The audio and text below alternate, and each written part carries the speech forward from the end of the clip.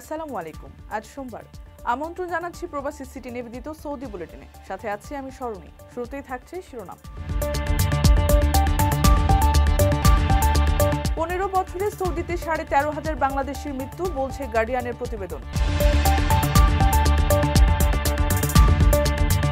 সৌদিতে বিজয় দিবসের হাওয়া উদযাপনে যোগ দিয়েছেন প্রবাসীরাও।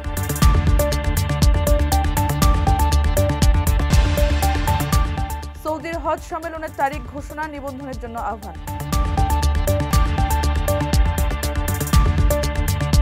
শেষ হলো সৌদির চলচ্চিত্র উৎসব, সেরা ছবি পেল কোটি টাকার পুরস্কার। দর্শক দেখছিলেন শিরোনাম, এবারে বিস্তারিত। প্রবাসীদের বিনিয়োগের শতভাগ নির্ভরযোগ্য প্রতিষ্ঠান প্রবাসী সিটি লিমিটেড। এখানে বিনিয়োগ করে হালাল মুনাফা অর্জন করুন।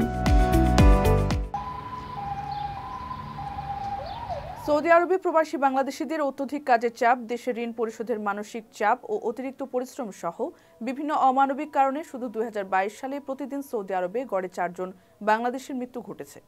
2034 সালে সৌদি আরবে বিশ্বকাপ ফুটবলের আয়োজন লক্ষ্য করে দেশটিতে অনেক স্টেডিয়াম ও বিভিন্ন নির্মাণ কাজ হচ্ছে, কিন্তু ব্রিটিশ মিডিয়া গার্ডিয়ানের তদন্ত বলছে এসব নির্মাণ কাজে আরও অনেক প্রবাসী শ্রমিক মারা যেতে পারেন।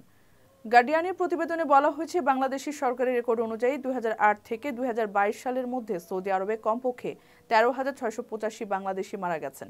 বেশিরভাগ মৃত্যুই ব্যাখ্যাতীত এবং অপ্রত্যাশিত। গার্ডিয়ান জানায়, লাখ লাখ প্রবাসী স্টেডিয়াম, পরিবহন নেটওয়ার্ক এবং হোটেল তৈরি করবে, কিন্তু সেখানে কাজ করেছেন এমন বাংলাদেশিদের মতে গালফ এলাকায় শ্রমিকদের অপব্যবহার গভীর চিন্তার বিষয়। গত কয়েক মাস ধরে মানবাধিকার গোষ্ঠীগুলো অভিবাসী কর্মীদের কথিত অপব্যবহার এবং সৌদি আরবকে বিশ্বকাপ আয়োজনের ঝুঁকি নিয়ে উদ্বেগ প্রকাশ করেছে। অ্যামনেস্টি ইন্টারন্যাশনাল বলেছে, অভিবাসী শ্রমিকরা শোষণের সম্মুখীন হবে এবং অনেকেই মারা যাবে।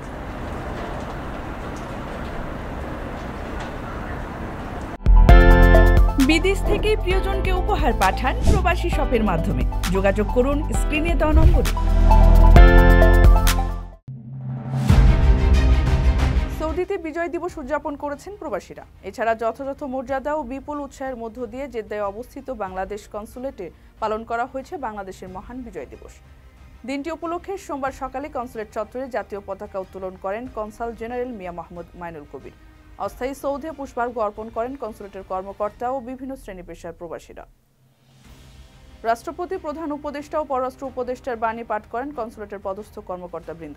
এ সময় দেশের জন্য আত্মদানকারী শহীদের সম্মানে 1 মিনিট নীরবতা পালন করা হয়। প্রদর্শিত হয় বিজয় দিবসের উপর নির্মিত তথ্যচিত্র। সৌদি আরবের পশ্চিমাঞ্চলে বসবাসকারী প্রবাসী বাংলাদেশিদের বিজয় দিবসের শুভেচ্ছা জানিয়ে বক্তব্য রাখেন কনসাল জেনারেল মিয়া মোহাম্মদ মাইনুল কবির।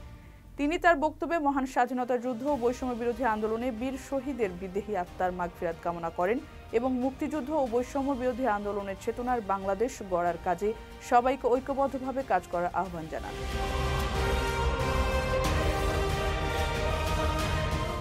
কারো কাছে স্বপ্ন পূরণ, কারো আনন্দের উপলক্ষ, আবার কারো জীবন পাল্টে দেওয়ার মুহূর্ত, কখনো জীবন বাঁচাতে সর্বোচ্চ গতিতে উড়ে চলা, কারো আবেগের শেষ মুহূর্ত, আপনজনের শেষ বিদায়ে শামিল হওয়া, এমন সব ইচ্ছে পূরণে সর্বনিম্ন ভাড়ায় দ্রুত গতির বাহন প্রবাসীর হেলিকপ্টার। আপনার প্রয়োজনে যোগাযোগ করুন আমাদের হটলাইনে।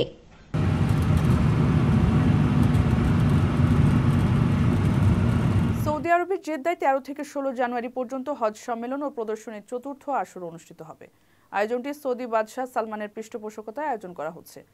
দেশটির হজ ও ওমরা মন্ত্রণালয় এবং পিলগ্রিম এক্সপিরিয়েন্স প্রোগ্রামের উদ্যোগে আয়োজিত এই সম্মেলনে 87টি দেশের মন্ত্রী, রাষ্ট্রদূত, একাডেমিক, বিশেষজ্ঞ, কূটনীতিক এবং সরকারি ও বেসরকারি প্রতিষ্ঠানের প্রতিনিধিরা অংশ নেবেন। সৌদি বার্তা সংস্থা এসপিএ জানিয়েছে, এই সম্মেলনের উদ্দেশ্য হল হাজিদের জন্য প্রদত্ত সেবার মান উন্নয়ন, অভিজ্ঞতা বিনিময় এবং মক্কা ও মদিনায় হজ সম্পর্কিত কোম্পানিগুলোর মধ্যে প্রতিযোগিতা ও স্বচ্ছতা বৃদ্ধির প্রচার। সম্মেলনে 100 জনের বেশি বক্তা, 47টি প্যানেল আলোচনা এবং 50টি কর্মশালা থাকবে। এতে হজ সেবার মান উন্নয়নের চ্যালেঞ্জ নিয়ে আলোচনা করা হবে এবং হজ খাতে উদ্ভাবনী প্রকল্পগুলোকে সহায়তার উপায় খুঁজে বের করা হবে। এছাড়া জেদ্দায় 50,000 বর্গমিটার এলাকা জুড়ে একটি বিশেষ প্রদর্শনী অনুষ্ঠিত হবে। আগামী জানুয়ারিতে অনুষ্ঠেয় সম্মেলনে অংশগ্রহণে আগ্রহীদের এবং প্রতিষ্ঠানগুলোকে সংশ্লিষ্ট ওয়েবসাইটে নিবন্ধনের আহ্বান জানিয়েছে সৌদি হজ ও ওমরা মন্ত্রণালয়। বিদেশ থেকে প্রিয়জনকে উপহার পাঠান প্রবাসী শপের মাধ্যমে। যোগাযোগ করুন স্ক্রিনে দেওয়া নম্বরে।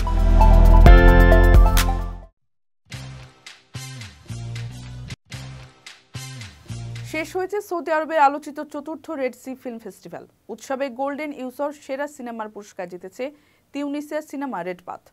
এটি পরিচালনা করেছে লটফি আচৌর। সেরা এই সিনেমা পাচ্ছে $1 লাখ পুরস্কার, যা টাকার অঙ্কে 1,25,00,000 টাকা। হলিউড বলিউডের প্রথম সারি তারকাদের উপস্থিতিতে মুখরিত ছিল এবারের আয়োজন।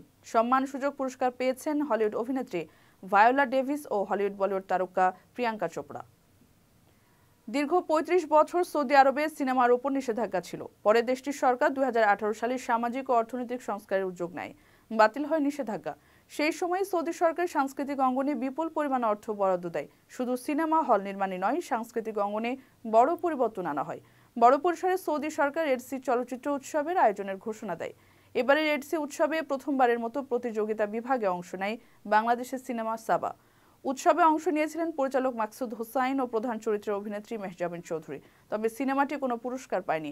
উৎসবের প্রতিযোগিতা বিভাগের প্রধান বিচারকের দায়িত্ব পালন করেন অস্কার জয়ী মার্কিন নির্মাতা স্পাইক লি। 5 তারিখে শুরু হয় উৎসবটি, শেষ হয় 14 ডিসেম্বর।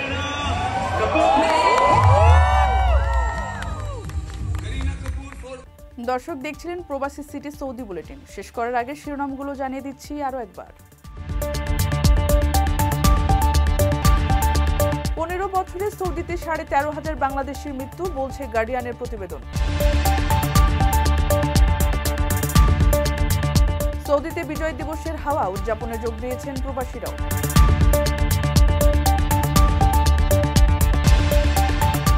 সৌদির হজ সম্মেলনের তারিখ ঘোষণা, নিবন্ধনের জন্য আহ্বান।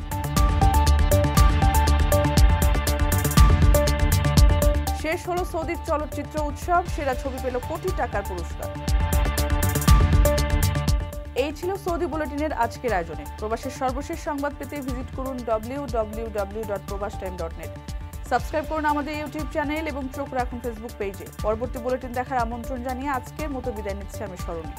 সে পর্যন্ত সবাই ভালো থাকবেন এবং নিরাপদে থাকবেন। আল্লাহ হাফেজ।